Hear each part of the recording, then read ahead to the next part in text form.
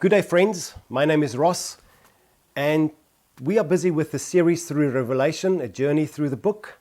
And today we stop at the harbor port of Ephesus, the ancient city on the western coast of Turkey. Now, this city was significant in Christian history because we know that the Apostle Paul was there and spent more than 2 years preaching and teaching there, so much so that there was a massive revolt of all the idol worshippers of the temple of Diana or Artemis that came to salvation. Was a massive revolt there in Acts chapter 19. We know that the Apostle Timothy took over and from Paul and oversaw the church there. So many of the letters in the New Testament come to and fro from that place. We know that the Apostle John was there in around 90 after Christ. He wrote this letter to them, and the letters, apostolic letters of John 1, 2, and 3 was written there as well. And that we know that even Apollos and Aquila and even Priscilla, those apostles, were also at the church in Ephesus. It was a great Christian heritage, legacy.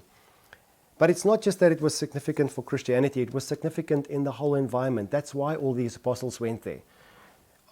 Ephesus had a massive harbor, natural harbor, and the trade routes, especially the silk trade, Greece into Rome and into Asia, went through there. So it was a wealthy city that brought lots of people and trade through it. It was a cultural setting. The massive amphitheater is still there today. So it was a great cultural influence in the community to propagate Roman and Greco-Roman values to the people. It was a center for religious worship. The temple of Diana and later Christianity was there. And it was a place where people studied much. The first university in the world was planted there. And soon after this writing, the great library at Ephesus, Celsius's library, was built there. Very significant city, very significant city. So it's not strange that Jesus' first letter in Revelation chapter 2 and 3 was written to this church. But I think the reason is maybe a bit more. It's because of what Jesus wrote about. Do you remember that song that was popularized by the movie Top Gun, the song of the Righteous Brothers? It goes like this. It says, "You've lost that loving feeling. Whoa, that loving feeling." Do you remember that song? I think that song goes so well with these 7 verses because it brings across the heart of what Christ says to this church and to the church in the world. Every one of these letters have the same structure. It starts with a greeting, a revelation of Jesus' self. Jesus reveals himself in some way to them. Then it starts with it moves over to a commendation, something that Jesus recognizes and praises in this church. Then the condemnation or the accusation, something that Jesus says needs to be corrected in its fight against evil. And then it moves over into both a warning and a promise of a blessing for those who respond to the correction of this word. So let's read it. Verse 1, chapter 2. To the angel or the messenger or the pastor of the church in Ephesus. It cannot be real angels because he refers to sin in the church, in their lives. And then we know that they're not sinful. So it means the messenger of the church. These things says he who holds his 7 stars in his right hand and walks among the 7 lampstands. Jesus speaks to this church and says, I'm going to correct you and praise you, but I know that regardless of what happens, just know this, that I have you in my hand and I'm with you through this difficult time. I have not forgotten you and I have not departed from you, regardless of what I write to you. I am with you, says the Lord. Acceptance and love, security. And then he says, I know your labor of works, your patience, that you cannot bear with those who are evil, that you've tested those who say that they're apostles and they're not, and have found them to be liars. And he says this to them. He says, listen, this is what I can commend you for. Faithful endurance. This church is a 2nd generation church. The church is more than 50 years old when this letter is written. And he's saying, I've watched you and you've been faithful through 3 or 4 waves of intense persecution and ostracization. You've been through hardship. I've seen it. I've seen that you've withstood the temptations to fall into the immorality of your environment. He doesn't say anything that they've fallen into, and it's amazing because that city was a filthy harbor city full of immorality. Even their theaters were just perverse. And he's saying you've been faithful withstanding temptation. Also with the other gods and the religions there. You've not fallen away from me. I recognize that. He says something especially good. He says, you've tested those who say that they preach in my name. And you've tested. So this church was exceptionally gifted in staying faithful and staying true to Jesus and the gospel. But then he says this to them, but I have this against you. Chapter 4, verse 4. That you've left your first love. And this is such a powerful thing that Jesus says, and it stings into the heart every time that we read it, even today. Jesus says, you are faithful, you have endured, you are true to my name, you seek the truth. All your good deeds, I see what you do in the community, in the church, for my name, the witness. But Jesus says this, I don't see your love anymore. I don't see your compassion. You've lost that loving feeling. And he doesn't just say that if you lose your love, you've lost your love for me. He says you've lost love. Because we know that we only have one heart. We cannot live flat out in our passion for one thing and have no passion. We know that if you see someone in love, everything about them is giddy and joyous and playful and shiny, and they're just an inspiration to everyone. And when someone is heartbroken or sad or bitter because of betrayal, it spills over into every aspect of their life. We have only one heart. Jesus says, you've lost love in the heart. What could make this powerful church lose its love? And I think it can be quite a few things.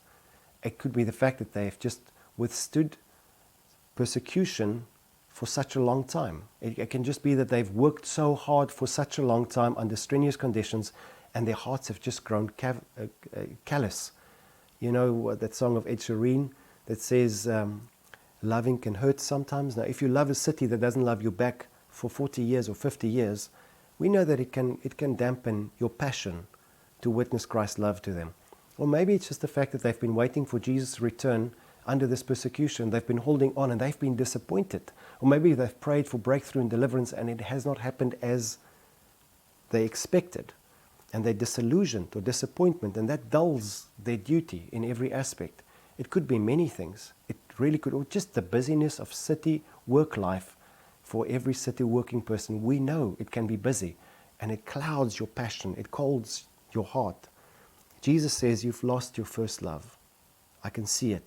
And the issue is, for Jesus, he says, you have to fix this. The warning, if you don't fix this, I will remove your lampstand. And what Jesus is saying, not that you'll lose your salvation. Jesus is saying that the church is a city on a hill, the light to community. And he's saying to them that if you cannot, your love is your light. If you cannot demonstrate love to the community, if you cannot witness, the witness of the church, Jesus said, is the fact that you truly love one another. The greatest command is to love God and from a response, love those around you. The kingdom light in the world, the witness of the church in the world is the fact that we have the love of God and that people can find that love nowhere else.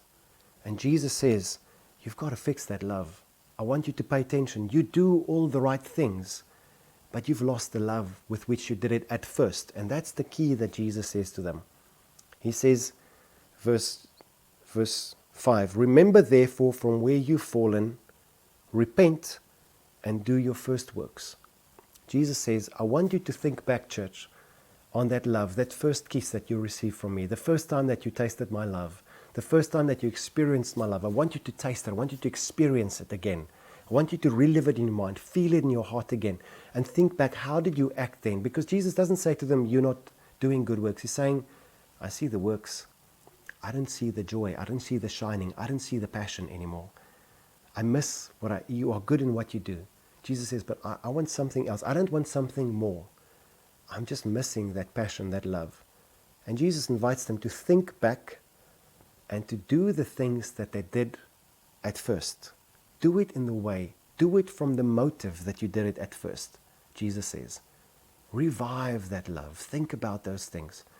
Let that thoughts and that feeling reflection, let that same action, let it bring about the same passion.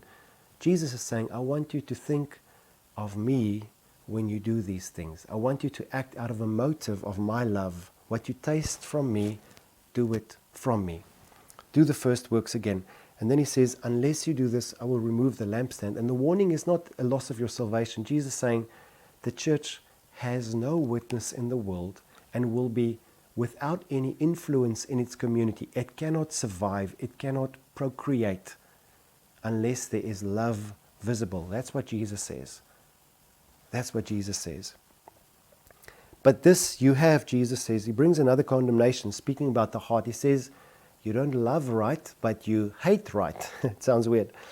This you have, that you hate the deeds of the Nicolaitans, which I also hate. Jesus is saying to them, the Nicolaitans, the conquerors of the lay people, Jesus says, I love the fact that you hate what I hate. That you don't have, that you are different from the rest of the world in your leadership structure. In church, there is an angel of the Lord that you honor, but somehow in this church you got it right, that the people aren't oppressive. The leaders don't conquer the people. And I can see that. Your heart's in the right place. Jesus says, I'm inviting you to seek my love in the same way that you seek my righteousness. And then it invites in verse 7, him who has an ear to hear, let him hear what the Spirit is saying, not just to this church, but the other letters as well, to all the churches. This is a circular letter to all the 7 churches. I want you to listen to what the Spirit says. And then he says, to him who overcomes this passivity, apathy of heart, I will give him to eat from the tree of life, which is in the midst of the paradise of God. And he's quoting from chapter 22. And he's saying that even in this persecuted, hostile, violent environment, perverse environment that you live in Ephesus, Christ says, if you get this right, if your hearts are set alight by my love, you will eat from the fruit of the tree of life, which am I. You will receive life, strength from me, vitality from me in this city. What a beautiful letter. I think for me, when I read it every time, it's amazing to me that Christ recognizes faithfulness. Are you faithful to what he called you to do? Are you still true to Christ and to his word? Are you still true to him amidst difficult circumstances? If you are, Christ is saying to you, well done, I see this. And have your heart grown cold like many of us do? And the invitation is, seek first me and those first things that you did. Come to me, let me kiss you again, let me love you again, that you can feel the love and do what you do from the motive of love. Christ said, I don't want more from you. I just want your heart in this thing. And everything else flows from the heart. God bless you. Tomorrow we'll read the second letter.